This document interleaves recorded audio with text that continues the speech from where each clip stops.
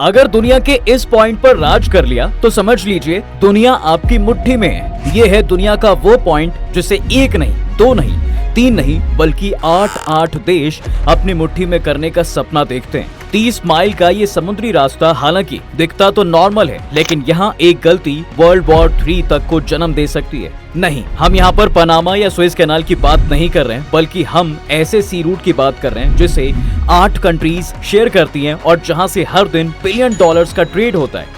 अभी जिस वक्त हम ये वीडियो बना रहे हैं तब भी यहाँ से हजारों समुद्री जहाज गुजर रहे हैं, और अगर अभी इनकी सप्लाई रोक दी जाए तो बड़े बड़े नेशंस जंग के मुहाने पर खड़े हो सकते हैं और कई देश बर्बाद हो सकते हैं। अगर आप सोच रहे हैं कि ये पावरफुल पॉइंट कौन सा है, तो ये है स्ट्रेट ऑफ हॉर्मुज, और इसे ही लेकर कई बड़े से बड़े फसाद हुए। लेकिन अब सवाल ये आता है कि दुनिया के इस पॉइंट पर ऐसा क्या है, क्यों इसके ब्लॉक होने से दुनिया तबाह हो सकती है, और भारत की जियोपॉलिटिक्स के लिए आखिर ये पॉइंट कितना जरूरी है, चलिए जानते हैं।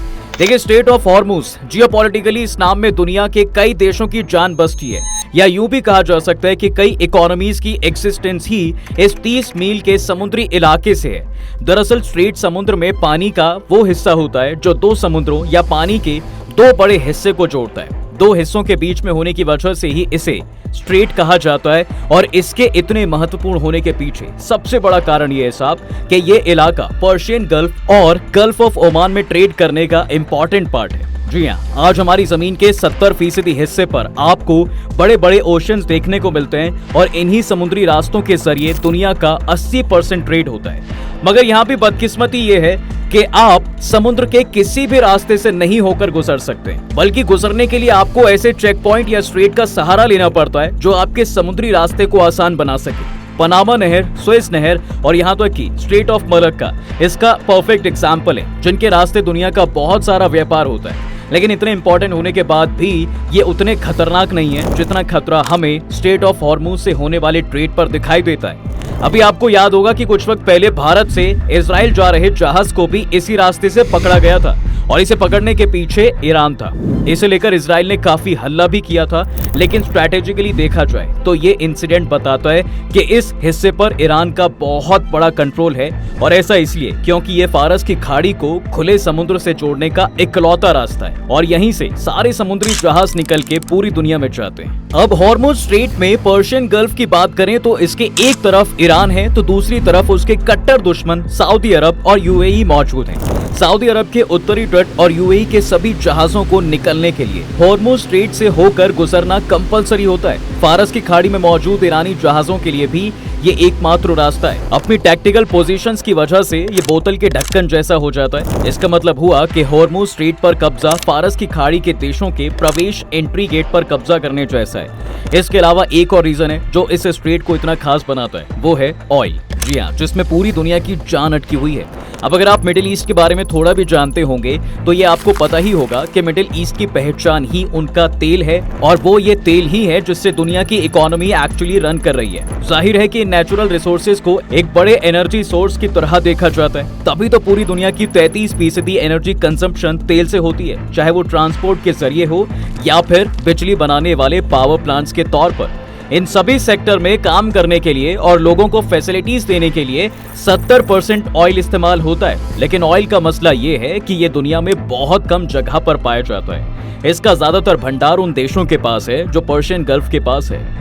खुद आंकड़े बताते हैं कि स्ट्रेट ऑफ हॉर्मुज की इन 8 कंट्रीज के पास दुनिया के 50% ऑयल रिजर्व्स हैं। मतलब पूरी दुनिया के आधे से ज्यादा तेल पर ये कंट्रीज कुंडली मार के बैठे हैं। और बात सिर्फ यहीं खत्म नहीं होती, बल्कि दुनिया के 40% नेचुरल गैस रिजर्व्स भी इन्हीं देशों के पास मौजूद हैं। ये हम नहीं कह रहे हैं, बल्कि खुद ब्रिटिश पेट्रोलियम के मुताबिक ईरान के पास दुनिया में सबसे ज्यादा गैस के रिजर्व्स हैं। ऐसे में तो हम ये कह सकते हैं कि पूरे पर्शियन गल्फ में तेल और नेचुरल गैस के इतने ज्यादा भंडार हैं जितने शायद हमारे पूरे प्लैनेट पे नहीं होंगे, और इसलिए इस पूरी दुनिया के 15% एनर्जी सप्लाई इसी पर्शियन गल्फ मौजूद कंट्री से आती है। और फिलहाल इस सप्लाई लाइन का पूरी दुनिया के पास कोई और ऑल्टरनेटिव भी नहीं है। जाहिर है स्ट्रेट ऑफ हॉर्मूज की इंपॉर्टेंस जानने के बाद आपको लग रहा होगा कि यहाँ से इजीली ट्रेड होता होगा, लेकिन रियलिटी ये है कि इस 30 मील के एरिया से गुजर के जाना भी इतना आसान नहीं है। और वो इसलिए क्योंकि यहाँ सबसे पहले आपको 8 ऐसे आइलैंड्स मिलते हैं जिन्हें हर समुद्री जहाज को अवॉइड करना ही पड़ता है। और आज की तारीख में 8 में से ये 7 आइलैंड्स ईरान के कंट्रोल में। वैसे बता दें कि इनमें से 3 आइलैंड्स को यूएई कंट्रोल करना चाहता है, मगर ऐसा करना आसान था नहीं। एक लंबी खींचतान के बाद 1970 में एक वक्त ऐसा आया जब ईरानियन मिलिट्री ने अपना पूरा जोर लगाकर इन 3 आइलैंड्स को भी अपने कंट्रोल में कर लिया। बस तभी से लेकर इस पूरे एरिया पर तकरीबन ईरान का ही कंट्रोल हो गया। ऊपर से जो दूसरी प्रॉब्लम यहाँ से गुजरने वाली शिप के साथ ये आती है कि यहाँ पर कई किनारों पर समुद्र की गहराई नॉर्मल से काफी ज्यादा हो जाती है। अब ऐसी सिचुएशन में न केवल वहाँ से ऑयल ले जाना नामुमकिन होता है, बल्कि लोगों की जान का खतरा भी बन जाता है। कुल मिलाकर इतनी मुश्किलें झेलने के बाद पर्शियन गल्फ से निकलने वाला majority of oil east Asia तक पहुँच पाता है, जिसमें से 76% तो सिर्फ 5 कंट्रीज के पास जाता है। और यहाँ भी तेल केवल 5 सबसे इंपॉर्टेंट देशों को मिल पाता है। इसमें सबसे पहले आता है हमारा पड़ोसी देश चाइना, जिसकी न केवल पॉपुलेशन काफी बड़ी है बल्कि दुनिया की दूसरी सबसे बड़ी इकोनॉमी है, और ये दुनिया में सबसे ज्यादा पेट्रोलियम इंपोर्ट करने वाला ही देश है। आज के हिसाब से देखें तो चाइना की टोटल पेट्रोलियम इंपोर्ट का तकरीबन 45% अभी इसी स्ट्रेट से गुजर कर आता है। और केवल चाइना ही नहीं बल्कि दूसरे नंबर पर जिस देश को स्ट्रेट से फायदा मिलता है वो है जापान। ये देश दुनिया की दूसरी सबसे बड़ी इकोनॉमी है, जिसे अपनी 100% एनर्जी इंपोर्ट करनी पड़ती है, और इस 100% इंपोर्टेड एनर्जी सप्लाई में से तकरीबन 80% इसी 30 मील के चेक पॉइंट से गुजर कर जाती है। जापान के बाद बारी आती है हमारे भारत की। देखिए, हमारे देश के लिए स्ट्रेट ऑफ हॉर्मूज का उतना ही महत्व है जितना कि एक आम भारतीय की जिंदगी में तेल का है। एक तरफ तो हमारा देश सबसे लार्जेस्ट इकोनॉमी में से एक है, ऊपर से ये झुटलाया नहीं जा सकता कि हमारी ऑयल इकोनॉमी के लिए भी यही मार्ग सबसे जरूरी है। खुद आंकड़े बताते हैं कि अपने देश का 70% ऑयल और 50% गैस इन्हीं पर्शियन गल्फ कंट्रीज से इंपोर्ट होता है। भारत के बाद जो अगला देश है तेल के लिए इस स्ट्रेट पर डिपेंडेंट, वो है साउथ कोरिया। ये देश दुनिया की 10th लार्जेस्ट इकोनॉमी है और अपना 70% तेल इन्हीं पर्शियन गल्फ कंट्रीज से टैंकर के थ्रू इंपोर्ट करता है, जो उसी 30 मील के स्ट्रेट से गुजर के आते हैं। तो कुल मिलाकर अगर ये 30 मील स्ट्रेट कभी भी किसी भी वजह से लंबे अरसे के लिए ब्लॉक हो जाए तो दुनिया की दूसरी, तीसरी, छठी और 10वीं इकोनॉमी कोलैप्स कर जाएंगी, और इसी तरह पर्शियन गल्फ में मौजूद कंट्रीज का सोर्स ऑफ रेवेन्यू भी खत्म हो जाएगा, और रिजल्ट पूरी दुनिया में एक जबरदस्त इकोनॉमिक क्राइसिस आ जाएगा। वैसे बता दें कि ऐसी घटनाएं पहले भी कई बार हुई हैं, जब ईरान या किसी दूसरे देश ने ऑयल के चेक पॉइंट को ब्लॉक करके दुनिया में एक बड़े क्राइसिस को जन्म दिया है। इसका सबसे बड़ा एग्जांपल हमें मिलता है 1959 में, जब अप्रैल के महीने में ईरान ने अपने समुद्र को 22 किलोमीटर से बढ़ा लिया था। ऐसे ही फिर 1972 में ओमान ने भी किया, और इसका नतीजा ये हुआ कि इन दोनों देशों की टेरिटरी के चलते स्ट्रेट ऑफ हॉर्मूज पूरी तरह से बंद हो गया। लेकिन आगे आने वाले सालों में यह प्रॉब्लम सॉल्व कर दी गई। फिर साल 2012 और 2019 में भी कई बार इन पॉइंट्स टेंशन बढ़ती गई, और जब भी ऐसा हुआ तब दुनिया के ऑयल सप्लाई पर खतरा बन गया। अभी इस साल भी ये खबर सुनने को मिली थी कि शायद ये स्ट्रैटेजिकल पॉइंट क्लोज कर दिया जाए, पर ऐसा अभी तक हुआ नहीं है।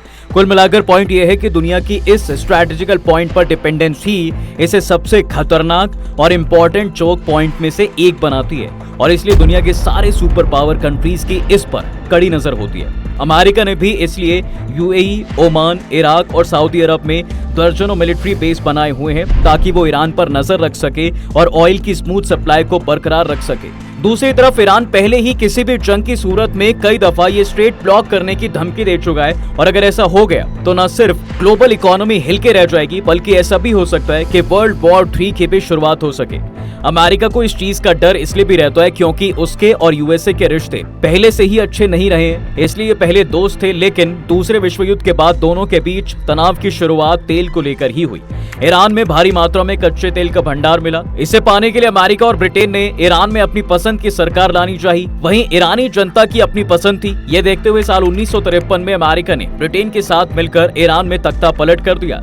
जनता के चुने पीएम को हटाकर अमेरिका ने अपनी पसंद के शाह रजा पहलवी को सत्ता दे दी। दूसरे विश्व युद्ध के बाद ये पहला मौका था जब अमेरिका ने अपनी ताकत के दम पर ईरानी सत्ता में सीधा दखल दिया है, और यहीं से समझ लीजिए कि क्राइसिस का जन्म हुआ। अमेरिका के अपने नेता थोपने पर ईरानी जनता के भीतर गुस्सा उबलता रहा। आखिरकार इसे उसकी पसंद के नेताओं का साथ मिला और साथ ही ईरान में क्रांति हो गई। साल 1979 में हुए फिर दोनों देशों के बीच एक लड़ाई के बाद ईरान एक इस्लामिक गणतंत्र हो गया। इसके बाद से ही वो ज्यादा रूढ़िवादी होता गया। खोमैनी की सरकार ने अमेरिका की किसी भी बात को मानने से इनकार कर दिया है और पक्की कट्टरवादी सरकार बन गई। इस पर अमेरिका से उसके संबंध खराब ही होते चले गए। ऊपर से ये स्ट्रेट ऑफ हॉर्मुज एक और वजह है जिससे ये फसाद और बढ़ जाता है। अब इस स्ट्रैटेजिक पॉइंट पर दुनिया की निर्भरता को लेकर आपकी क्या राय है, हमें कमेंट सेक्शन में जरूर बताएं। कि अगर ये वीडियो पसंद आया तो इसे अपने दोस्तों के साथ शेयर कर दें और वीडियो को लाइक करना ना भूलें। और अगर आपने हमारे चैनल को अभी तक सब्सक्राइब नहीं किया है तो वो भी कर दें। साथ ही बेल आइकॉन प्रेस करना बिल्कुल ना भूलें ताकि हमारी वीडियो आप तक जल्द से जल्द पहुंच सके।